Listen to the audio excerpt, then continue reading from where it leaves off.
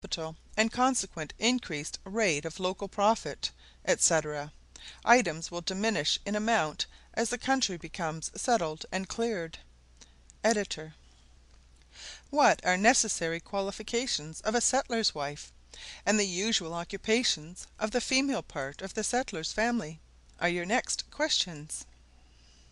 To the first clause I reply, a settler's wife should be active, industrious, ingenious, cheerful, not above putting her hand to whatever is necessary to be done in her household, nor too proud to profit by the advice and experience of older portions of the community, from whom she may learn many excellent lessons of practical wisdom.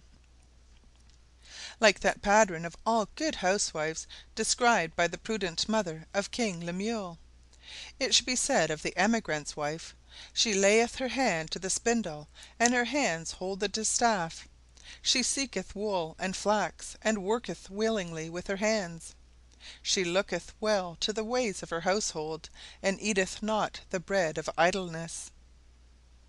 Nothing argues a greater degree of good sense and good feeling than a cheerful conformity to circumstances, adverse though they be compared with a former lot. Surely none that felt as they ought to feel would ever despise a woman, however delicately brought up, for doing her duty in the state of life unto which it may have pleased God to call her.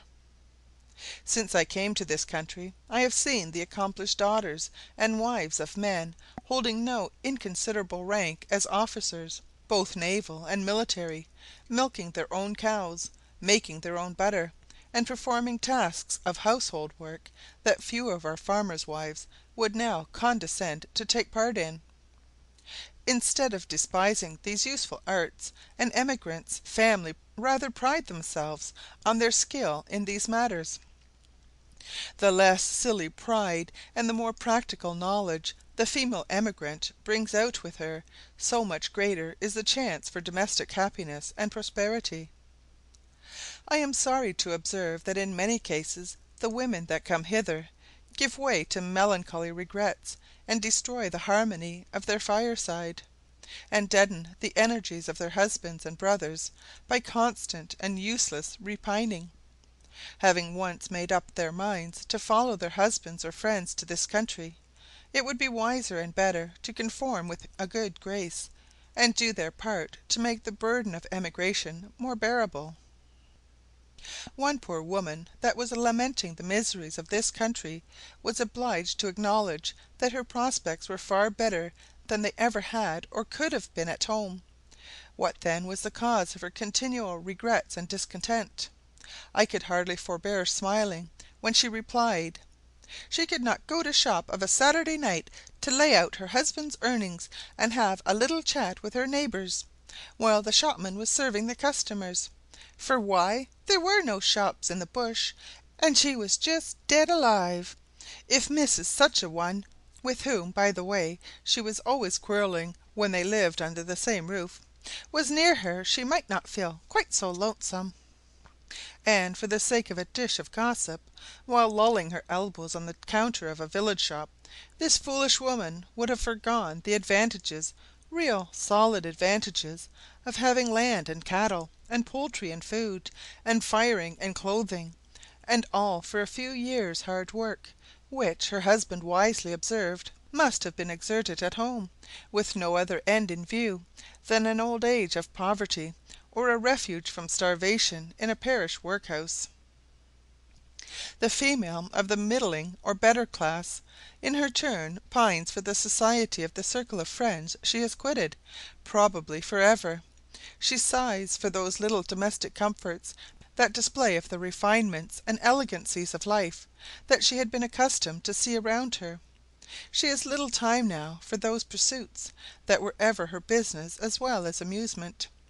The accomplishments she has now to acquire are of a different order. She must become skilled in the arts of sugar boiling, candle and soap making, the making and baking of huge loaves, cooked in the bake kettle, unless she be the fortunate mistress of a stone or clay oven.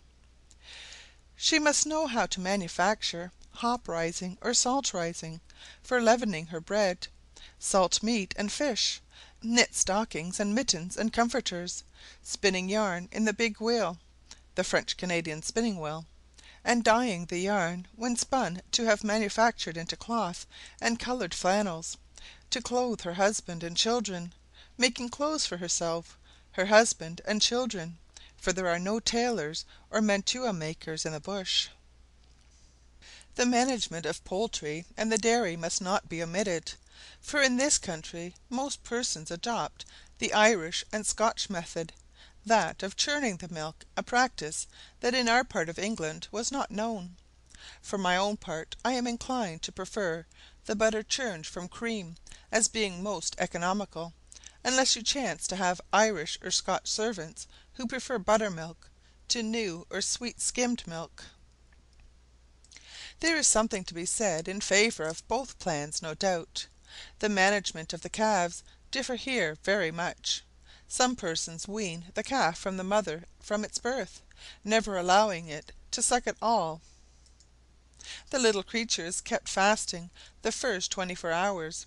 It is then fed with the finger with new milk, which it soon learns to take readily. I have seen fine cattle thus reared, and am disposed to adopt the plan as the least troublesome one. The old settlers pursue an opposite mode of treatment, allowing the calf to suck till it is nearly half a year old, under the idea that it ensures the daily return of the cow, as, under ordinary circumstances, she is apt to ramble sometimes for days together, when the herbage grows scarce in the woods near the homesteads, and you not only lose the use of the milk, but often, from distension of the udder, the cow is materially injured, at least for the remainder of the milking season. I am disposed to think that were care taken to give the cattle regular supplies of salt, and a small portion of food, if ever so little, near the milking place, they would seldom stay long away. A few refuse potatoes, the leaves of the garden vegetables daily in use set aside for them, with the green shoots of the Indian corn that are stripped off to strengthen the plant, will ensure their attendance. In the fall and winter, pumpkins, corn, straw, and any other fodder you may have, with the browse they get during the chopping and underbrushing season, will keep them well.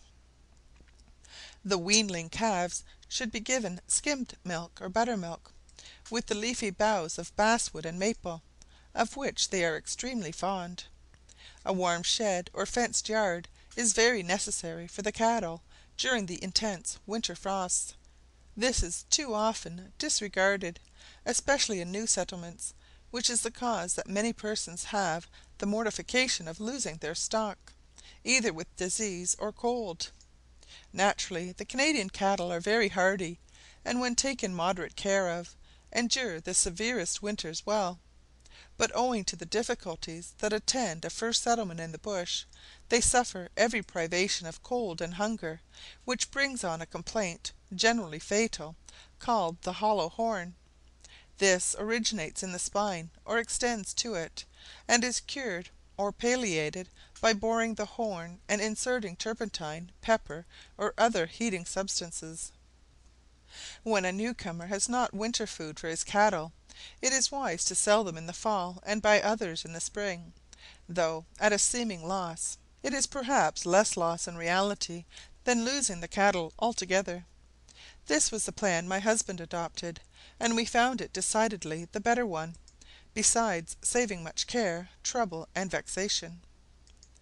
I have seen some good specimens of native cheese that I thought very respectable, considering that the grass is by no means equal to our British pastures. I propose trying my skill next summer. Who knows but that I may inspire some Canadian bard to celebrate the produce of my dairy as Bloomfield did the Suffolk cheese, yclept bang. You remember the passage, for Bloomfield is your countryman as well as mine. It begins, "Unrivalled stands thy county cheese, O Giles," etc. I have dwelt on the dairy information, as I know you were desirous of imparting all you could collect to your friends. You wish to know something of the culture of Indian corn, and if it be a useful and profitable crop. The cultivation of Indian corn on newly cleared lands is very easy, and a 10